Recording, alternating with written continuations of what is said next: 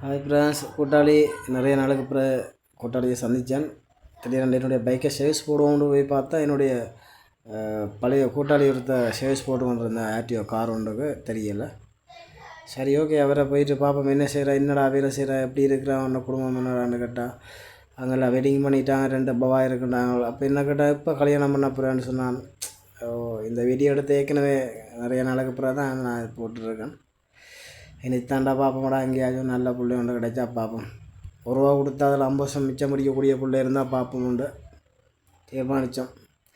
சொன்னால் பரவாயில்லை, இதாண்டா வேலை, சம்பளம் பரவாயில்லை, கொஞ்சம் சேவிஸ்ண்டா தெரியும் தானே, ஃபுல்லாக எல்லாம் உடம்பு ஃபுல்லாக தண்ணி நிலைஞ்சு நிற்கும். கடைசியிலையும் கடைசி வேலை சேவிஸ் வேலை, சம்பளத்தை தான் காட்ட மாட்டாங்க, சம்பளம் தான் குறைய வேண்டாம்.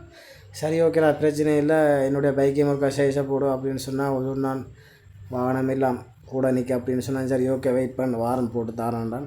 சரி, ஓகேன்னு சொல்லி அதில் ஒரு சோடா வண்டா வாங்கி குடிச்சு போட்டு சுமார் பெம்பளை ஒரு வீடியோ ஒன்று போட சொன்னால் சரி, அவன் தன்னை எடுத்து போடண்டான்னு. சரி, ஓகே, ஆளை வச்சு அப்படி வீடியோ முண்டை போட்டு ஒரு ஒயிட் ஷேக் கொடியானோண்டா போடுவோம்னு சொல்லி ஒரு பிளானை போட்டாச்சு. என்ன சார், ஓகே, பிரச்சனை இல்லை. இப்போ அடிக்கிற வெயிலுக்கு செம்மையாக தான் இருக்குன்றான். வெயில் அவ்வளோ வெயில் சேசு போட்டு கொண்டிக்கே ஓகே இருக்கு, மிக்க தெரியாது.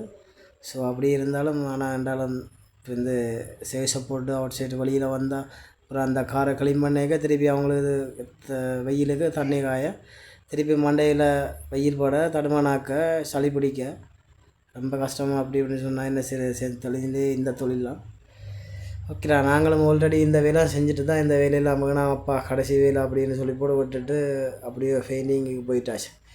ஃபெயிண்டுக்கு போயிட்டு தான் இப்படி நாங்களுடைய வேலை திட்டங்களை மக்கள் ஒருவனோட யூடியூப்லேயே ஃபேஸ்புக்கில் டிக்டாக்கில் போட்டு ஒழிக்கிறோம்.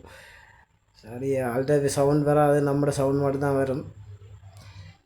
ஓகே, அடுத்த கட்டங்களில் பார்ப்போம். எங்களுடைய நிறைய வீடியோ கண்டிப்பாக போடுவோம்.